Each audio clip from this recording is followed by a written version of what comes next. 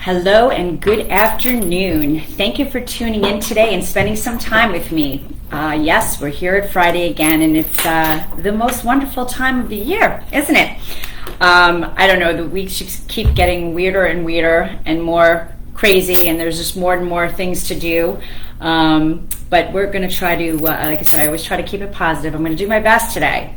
It's been a really rough week. It's actually been a rough couple of weeks for me, but you are listening to the Financial Chick Show, and I'm the Financial Chick. My name is Denise, the CEO and owner of Diversified Financial Solutions, a full-service independent financial planning firm located in Medford. Your Financial Chick is here to help you make better financial decisions and choices to improve your life and reduce your anxiety and stress about money. And boy, is stress and anxiety at an all-time level at this point, right? So if you ever want to know more about me, you can go to my website at financialchickshow.com. I'm also on Facebook and Instagram at Diversified Financial Solutions. A lot of different updates that we do every week, pertinent to the market, pertinent to you, to give you some updates of what's going on. So check it out, go to the website and see what is happening. So what can we say? This week we're in the midst of the holiday frenzy. And what can I say? Well, the house is decorated. The office has been decorated, so we're good there. I don't have a tree. I haven't done my Christmas cards.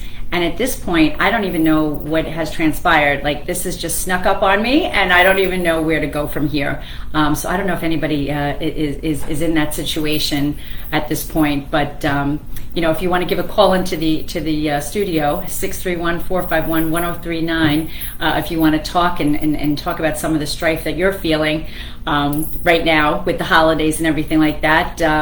We can commiserate if you want. So, but yeah, so this week it's been interesting. I actually had a nice highlight. I was up at my high school earlier in the week, the Industry Advisory Board. So few business leaders go into the high school, and we get to meet these young adults that are doing programs that we all as adults talk about, that we say that should happen in the schools. So they have an accounting program, they have a financial program, they have a law enforcement program, they have a computer science and technology program, they have a construction program. So these guys were really neat. So these young guys were talking, they were all around, they had this blueprint in front of them, and they were talking about how they're going to build this building, a small building, but it's going to have plumbing and electrical, and literally they're learning all of these things from start to finish, which I think is absolutely amazing. So that was kind of a definite highlight of my week. One thing that was very interesting is that I leased my car, and my lease was up at the end of August, beginning of September. I guess it was beginning of September. And I went and I wanted to just get something off the lot, which, needless to say, with the supply shortages and everything, there was nothing there. And so I had to order the car, and they told me end of October, and then it would be the middle of November, maybe end of November. I just got the call today that the car is actually in. It was built, it's a BMW, was built over in Germany and has finally hit the States and is in New Jersey. So, but that gives you an idea of what's going on out there. Everything is taking a long time to come in still. And the world and the markets and everything is just not in place. So this week we saw with the markets that we were having a really nice Santa Claus rally, as they coin it, because we're in the month of December. And that came to a screeching halt earlier in the week when the Fed decided to raise rates 50 basis points again. And we lost a lot of the momentum that we had built up. So that was something that was not so good. So today I want to talk a little bit about what that means to you when the Federal Reserve hikes interest rates. So the Federal Reserve on Wednesday did raise the key interest rate by 0.5 point, which was a little bit less than the interest rate increases that they have done for most of the year. But they brought it to a range of 4.25 to 4.5, which is the highest level it's been in 15 years. So this Fed's latest increase, it's the 7th rate hike this year. And what that's going to do for you out there is make it even more expensive for certain things, to buy homes, to buy cars, and other purchases. So, if you have money to, like if you have money to save, then you'll earn a bit on the interest. But anything that you're going to be purchasing, any big ticket items, or really anything, especially if you're going to be borrowing, it's just going to cost you a whole lot more money. So, of course, they're doing this because the Fed is trying to curb the high inflation. And again, inflation meaning things that cost more. We see everything that's costing more. The interest rate increases, they're fearing the recession is going to, remain inevitable for next year. And they're just trying to mitigate all of this. Again, if we go back, and I know I've talked about this on the show before, but, last year when they were saying that inflation was transitory and there really wasn't inflation, it was going to be short-lived, they really, really got it wrong. So what they're doing now is they're playing catch-up, and it's just wreaking havoc in so many different ways. And, with that, what's going to happen, because a lot of companies can't endure these high interest rate increases, job losses are going to be a hardship for many households that are already being hurt by inflation with things costing more. So, so what's prompting the rate increases? We know obviously it is inflation. And although inflation has been dropping, it's still painfully high at 7.1%, the overall inflation.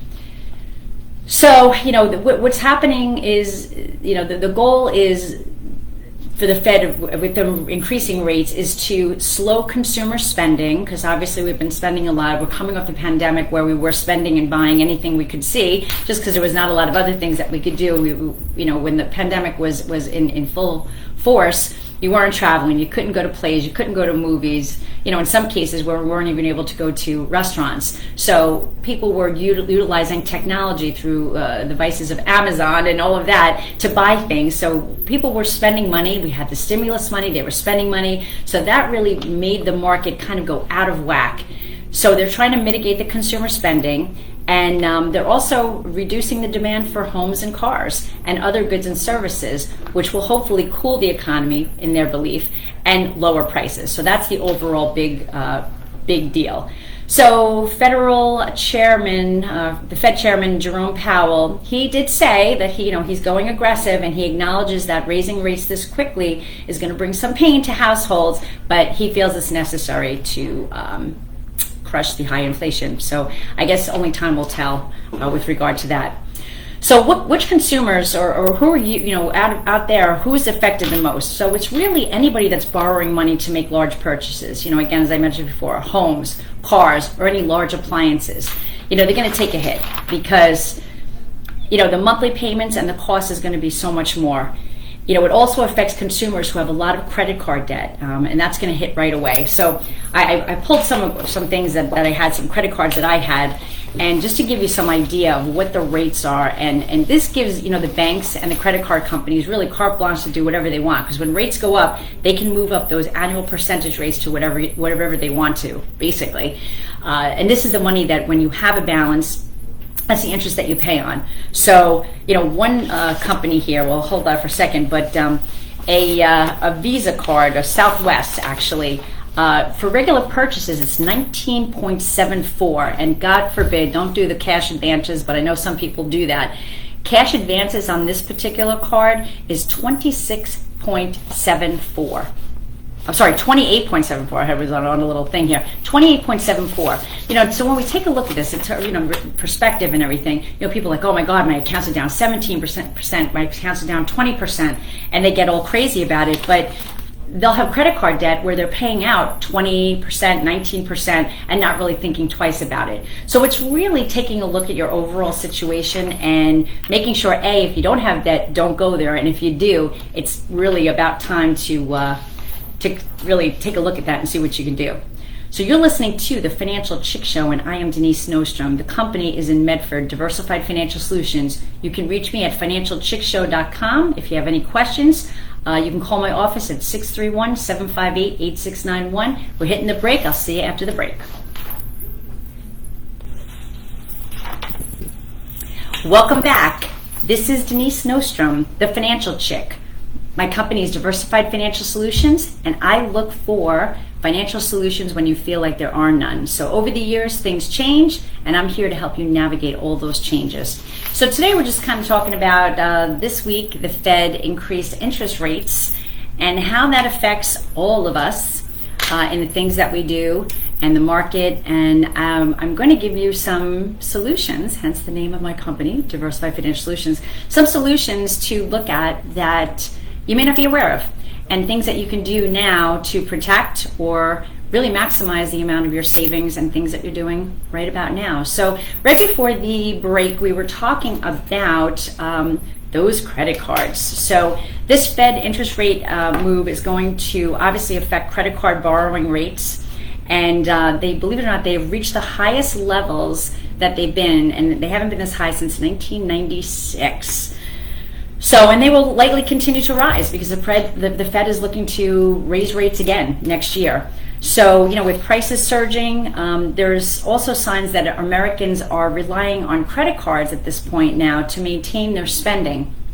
And total credit card balances have topped $900 billion, which is also a record high. And one other statistic that just came out last week was that, and this is according to Market Watch, in October, so we're always lagging, these indicators lag, the U.S. savings rate fell to 2.3%. And that's the second lowest savings rate on record going back to, ready, 1959. I think that's before many of us were even born. So, we're in a tough place. We're definitely in a tough place, and the Fed's not helping us, with any of this. So, the suggestion is obviously don't go to those credit cards if you possibly can. Look to ways to save money. One of my friends actually from high school just posted something. Really go back to those days of shopping and coupon clipping and finding where the sales are. But she had indicated that she was purchasing something at Lowe's and some other store, and just for the hell of it, she looked on what it would be online. If she was in the store and she looked online what the cost was, and there was a disparity, and it was a pretty decent disparity, whereby the price online was a lot cheaper. So the store had to honor that lower price. So do your extra due diligence. It's worth the time. Bring a list with you when you go to the supermarket. I know it's so easy to just be picking up things as you're going down the aisle. But really try to minimize what you're doing. So I was talking a little about like the credit card rates, a card like Discover. So right now for purchases, if you keep balances on your credit card, they're up to 20.24. And cash advances, which again, don't do cash advances, but I know they're out there, they always tend to be higher at 23.99. Another thing, I just got a mailing on this recently, Care Credit. I know a lot of people, I know some of my clients use it. Just be careful with that too. I was shocked in shock and awe at the rate of this particular credit card. I know it's something that gets you through medical things or even for pets and whatnot, but the annual percentage rate for Care Credit is 26.99. I mean, that is a huge number. And then one thing that you want to be cognizant of too as we get into tough situations is paying on time. I know we're busy. I know I am crazy. I'm trying to keep all the balls in the air, and it's not easy at this time of year. But looking at some of the penalties or the late payment fees, anywhere $40, $42, pretty heavy duty. So try to keep on top of your stuff. I know it's tough when the world is just spinning, but get help if you need it. That's what, take off some of the things off your plate. As a financial advisor, I can help you with a lot of those things from a financial standpoint. But if you need help in other areas, ask for the help, or go to somebody who knows it more than you do to kind of assist you. So it can get unwieldy sometimes. And, we love those, store credit cards, whether it be Macy's or, Target or whatever the case may be, but they really hit you. So Macy's, for example, is 29.74%. So I was saying before, the market's been down about 17, anywhere between, it's a wide range between the Dow Jones and everything. Let's say 7% to like 30, and depending on the index. And if you have credit cards, people are upset that they're down in their market, with the accounts, which obviously is upsetting. But if you're sitting with credit cards, sometimes in many cases that's a whole lot worse. So you're still giving money away, but not bringing it in, and that's the most important thing. So, this is going to affect other things. Savers are affected, so there is some goodness there. We're getting a little bit more on our bond yields. CD rates have come up a little bit. I have a solution there. I have a company that I utilize. It's a mutual fund company, and they have what's called an ultra short duration income fund. And the way I place it for my clients, it's just kind of a step up from a money market. So the reason I say a step up is that it will have some volatility on the principal, but the rate is so desirable. Now, it is, being a bond fund, it is a taxable bond fund, but the 30-day yield on this right now is 4.11, which is really a great rate. So like I said, the principal will move a little bit, not a lot. It's usually priced around 10, it'll move to 10.01, it'll go to 9.99, so you'll see a little bit of change there, but getting 4.11 on something that's fully liquid and something that you can kind of put money away if you're saving for a house or saving for a car, this is a really nice place to put it. So if you have any questions, you can certainly call me on that particular product. The interest rate hikes are going to affect home ownership. The 30-year mortgage, although it dipped, it's over 6%. It's at 6.33%. So we're in an interesting place right now because housing prices are still high because of the supply and demand, but the mortgage rates are so inflated. So it's still great. I mean, if you're renting versus buying a house, obviously it's a better option to buy a house, but go in fully knowing that you can afford said house with the mortgage. Run the numbers, go in there with your eyes wide open. This is something I work with clients to do, and we budget and we make sure that we know what's going down, because you don't want to get into something and then lose the house. That's the worst case scenario. One thing that you're going to want to be concerned about too, if you have home equity lines of credit that are usually floating rate or variable rate, they're going to be going up. You're going to, whatever you're paying right now, you're going to have to commit more money to that. So if you have other assets, maybe paying that off, or just being cognizant of the fact that you're going to be paying a little bit more.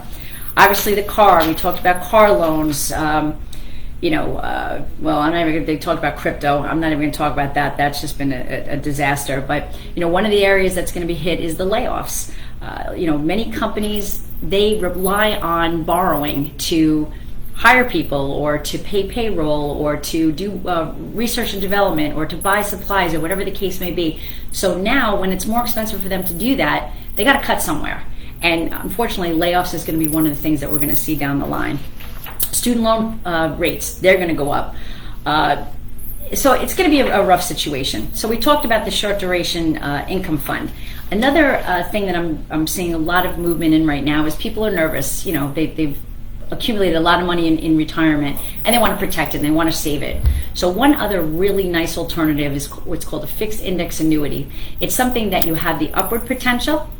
So you have upward opportunity, but you have no downside loss. It's a great opportunity to take a portion of your retirement money out of the markets and know that this is something you can hang your hat on and know that you're never going to lose money, but the opportunity for the upside. So you have your portfolio that's going to be in the market when the market comes back, because it will, but you're protecting that money on the other side. So that's something, if you have questions, I've been utilizing it a lot with a lot of clients just to diversify them in a way that they can now they can sleep well at night, knowing that a portion of their portfolio is not going to be jostled.